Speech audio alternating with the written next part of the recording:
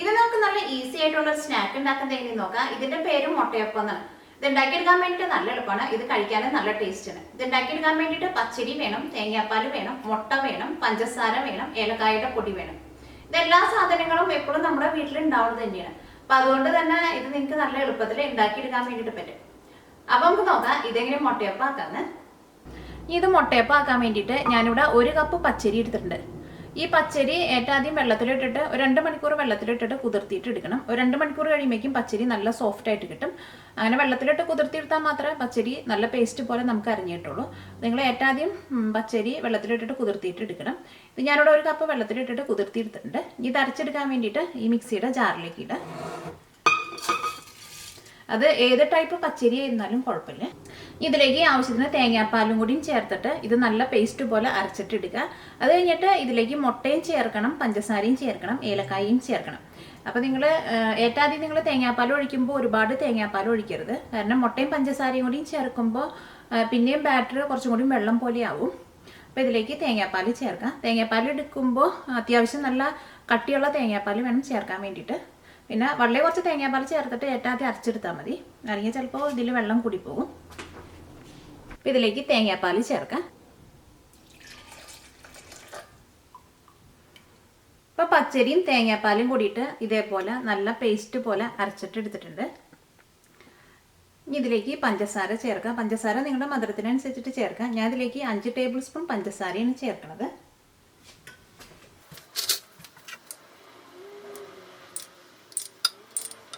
ഈ പഞ്ചസാരയും മുട്ടയും കൂടിയും ചേർക്കുമ്പോൾ ഈ ബാറ്റർ ഒന്നും കൂടിയും കുറച്ച് വെള്ളം പോലെ ആവും. അത് കഴിഞ്ഞിട്ട് പിന്നെ വേണമെന്നുണ്ടെങ്കിൽ മാത്രം നിങ്ങൾ രണ്ടാമതും തേങ്ങാപ്പാൽ ചേർത്താൽ മതി. അല്ലെങ്കിൽ ഏറ്റവും തന്നെ നിങ്ങൾ കൂടുതൽ തേങ്ങാപ്പാൽ ചേർത്തിട്ട് അരച്ചിട്ട് എടുക്കുന്നത്.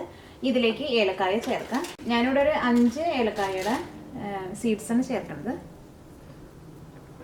ഇതിലേക്ക് ഒരു മുട്ട ചേർക്കാം.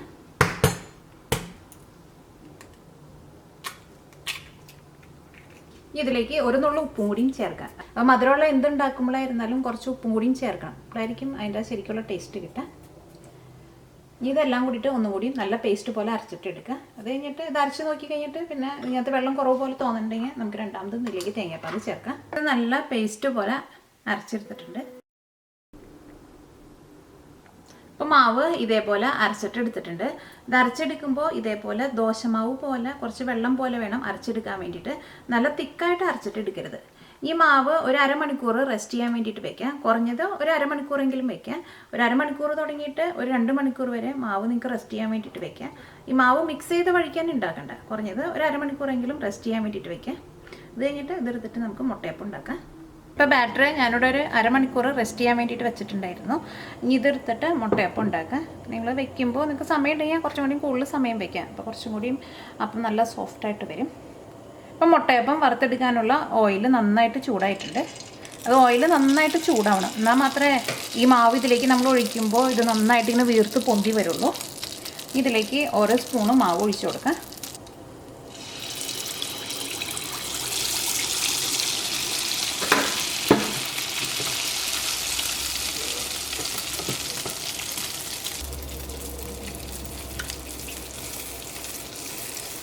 ഇതേപോലെ ഇങ്ങനെ കുറച്ച് ഓയിൽ ഇതിൻ്റെ മുകളിലേക്ക് ഇങ്ങനെ ഒഴിച്ചു കൊടുക്കുക. അപ്പോൾ ഇതിൻ്റെ മുകളിലും പെട്ടെന്ന് മുരിഞ്ഞ് കിട്ടും. ഇതൊരു സൈഡ് പതുക്കെ ഒന്ന് മുരിഞ്ഞ് കഴിഞ്ഞിട്ട് വേണം മറ്റേ സൈഡ് തിരിച്ചിടാൻ വേണ്ടിയിട്ട്. അല്ലെങ്കിൽ അതിൻ്റെ കറക്റ്റ് ഷേപ്പ് കിട്ടില്ല. അല്ലെങ്കിൽ അത് തിരിച്ചിട്ടിട്ടുണ്ടെങ്കിൽ അതിൻ്റെ ഉള്ളിലുള്ള വേവാണ്ടിരിക്കുന്ന മാവൊക്കെ പുറത്തേക്ക് വരും. അപ്പോൾ ഇതൊരു സൈഡ് നന്നായിട്ട് മുരിഞ്ഞിട്ടുണ്ട്. ഈ മറ്റേ സൈഡും തിരിച്ചിടാം.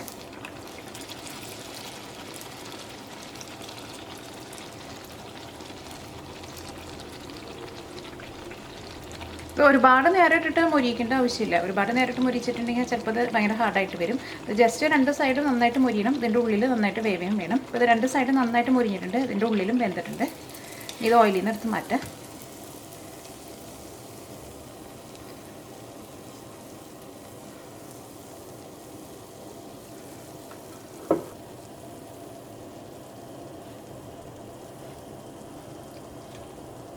ഇനി ബാക്കിയുള്ളതും ഇതേപോലെ തന്നെ വറുത്തിട്ടെടുക്കുക.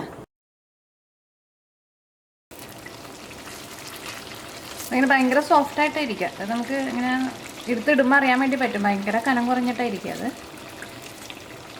എന്താ ഈ പൊടിഞ്ഞു പോണതൊക്കെ എടുത്ത് മാറ്റാം.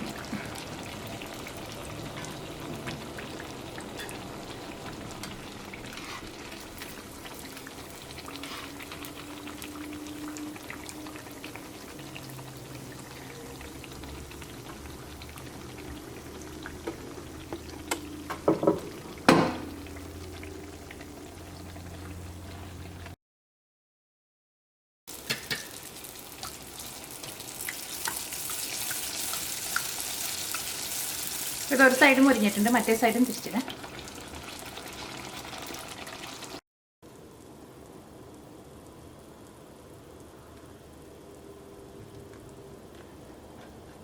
ഇത് നമ്മൾ മുട്ട പുൾസൈ ഉണ്ടാക്കണ പോലെ ഇരിക്കും. ഇതിൻ്റെ സെൻറ്ററിൽ ഇതേപോലെ ഇങ്ങനെ വീർത്തിരിക്കും, ചിറ്റോറും ഇതേപോലെ ഇങ്ങനെ കനം കുറഞ്ഞിട്ടിരിക്കും. അപ്പോൾ മുട്ടയപ്പം റെഡി ആയിട്ടുണ്ട്. ഇത് ഉണ്ടാക്കിയെടുക്കാൻ വേണ്ടിയിട്ട് നല്ല എളുപ്പമാണ്. ഇത് കഴിക്കാനും നല്ല ടേസ്റ്റാണ്. ഇതിൻ്റെ ഉള്ളിലേക്ക് നല്ല സോഫ്റ്റായിട്ടിരിക്കും.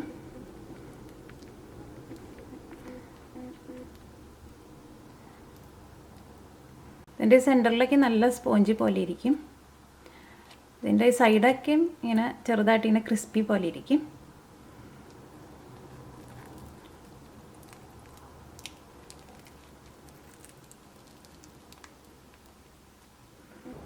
ഇതിൻ്റെ ഉള്ളിലേക്കും ഇതേപോലെ നല്ല സോഫ്റ്റായിട്ടിരിക്കും.